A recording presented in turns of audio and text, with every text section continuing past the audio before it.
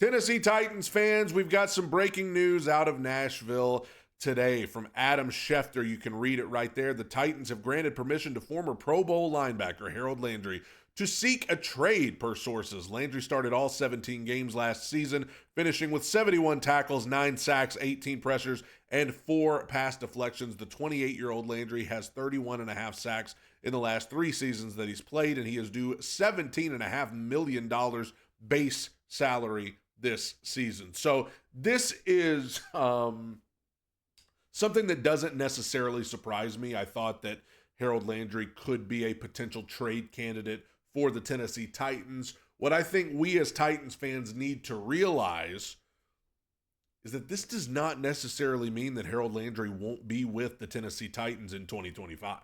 It is still a very real possibility that he could be back, and here's why. You saw right there in Adam Schefter's tweet, $17.5 million is what he is owed for this upcoming season. I just don't know if the Tennessee Titans are going to be able to find anybody willing to take on that contract for Harold Landry. I really don't think they will. And the reason why is because Harold Landry hasn't exactly been playing.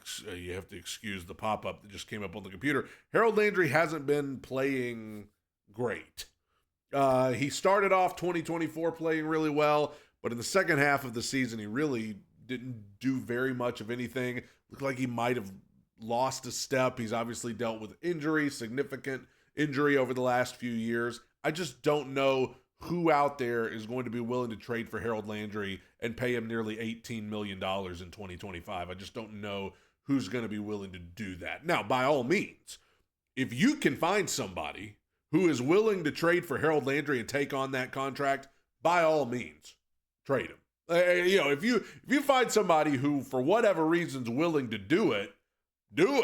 Great.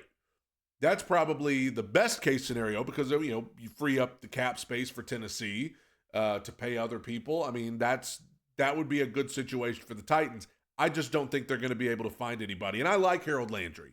I think Harold Landry's been a good player for the Titans overall, but I just don't think he's been that 2021 Harold Landry that was really tearing it up for the Titans that year. They went to the number 1 seed in the AFC. So I just don't know who's going to make that trade. I don't know who's going to be willing to pay that price for Harold Landry. My gut feeling is that nobody will. And what that would mean is that Harold Landry kind of comes back to Tennessee and maybe even takes a pay cut. That would be a good situation for the Tennessee Titans as well. Not a good situation for Harold Landry, but it would be a good situation for the Tennessee Titans to have Harold Landry back and taking a pay cut because he's kind of limited in options because nobody else was really biting on the trade deal. As far as what you would get in a trade for him, I would think late round, 5th round, 6th round pick is probably what you would get in return for Harold Landry.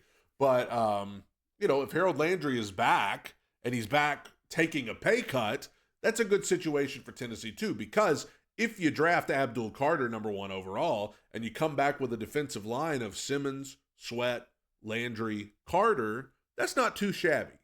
It's not like the greatest thing in the world, but it's not too shabby if Abdul Carter is the player that we hope that he could be. So I think that Harold Landry can still contribute in Nashville. I think he can still contribute if he were to be traded somewhere. He's not a bad player at all, but is he $18 million worth for another team to take on that contract? I don't think so, and I don't know why the Titans would trade him and still bite the bullet and pay the money. I just don't think that makes any sense. So I think there's still a realistic possibility that Harold Landry could still be back with the Tennessee Titans in 2025 in spite of the report that we heard. What is more interesting to me is that whether Harold Landry is back on this team or not, and especially if he's not, edge rush remains a major need for the Tennessee Titans. They've got to do something.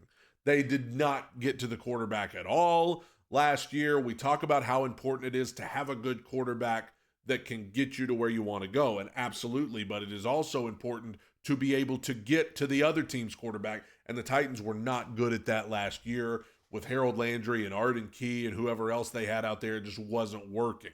So whether Landry's back or not, and especially if he's not, the Titans have got to do something about edge rush. That's why a lot of people think that they're going to draft Abdul Carter. And a lot of the belief coming out of the combine press conferences so far is that the Titans are going to draft Abdul Carter number 1 overall, or maybe they trade back and take him at number 3 or something. Here's what I would say about that. I get that line of thinking. I get that logic. I just posted this on the Two Tone Talk X account, which you need to go follow at @2tone_podcast. I get the line of thinking that says we need edge rush. Harold Landry may not be back. We need to draft Abdul Carter. I understand that. But I have also heard the new GM of the Titans, Mike Borgonzi, talk an awful lot over these last couple of days about how many good edge rushers there are in this draft. He has talked about it a lot. I have heard him say it probably 5 times. He said it in every interview I've heard him do. There is a lot of depth at edge rush in this draft. This draft is really loaded with edge rushers. He said it a lot, which makes me wonder when it comes down to it on draft night, will they bank on the fact that they might be able to get a really good edge rusher in the second round? You know, we're talking about Abdul Carter, but if Mike Borgonzi and the Titans believe that there are a lot of really solid edge rushers in this draft outside of just Abdul Carter, do they maybe think that they could get a really good edge rusher at the top of the second? I think that's a realistic possibility with how many times I have heard Mike Borgonzi talk about how stacked this draft is with edge rushers. That's good news for the Titans, because the bad news is it's not loaded with great quarterbacks. You've really got 1 or 2 guys that could be that guy for you. But edge rusher, it's pretty stacked. And Mike Borgonzi has repeated that over and over again. So I know the belief coming out of the combine so far is that the Titans are going to draft Abdul Carter, and I get that line of thinking, and they very well may do it, okay? But if they really start believing in Cam Ward, for example, they say, man, I really like that guy.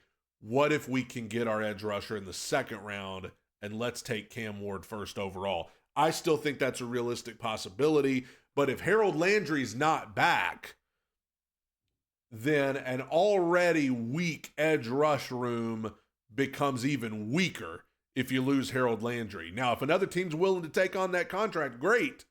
But I think the need to draft a guy like Abdul Carter increases if you do indeed trade Harold Landry, because that edge rush room is now going to be led by Arden Key, who's kind of, in my mind, he's just kind of a rotational guy. I mean, you know, it's interesting to see what happens. Like I said, I don't believe that the Titans are going to be able to find a realistic trade partner for Harold Landry. And if they don't, does that maybe give them a little bit of leeway to take an edge rush guy in the second round instead of the first? Whew, I don't know. It's a lot to think about. You got offensive line too. When are you going to get one of those guys? Oh my gosh. There's a lot to take in, a lot to think about here as we go toward the draft. Let me know what you think about the possibility of a Harold Landry trade. Titans have given him permission to seek one. I don't know if he'll find one. God bless you. Tighten up. Bye.